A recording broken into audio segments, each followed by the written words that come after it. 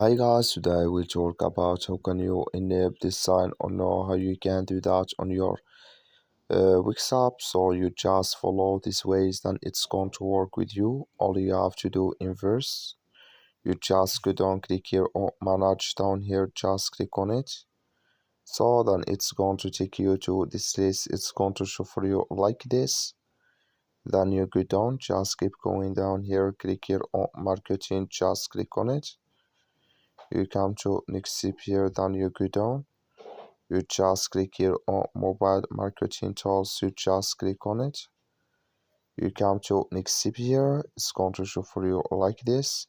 Come here to spaces, search visibility, just click in this sign.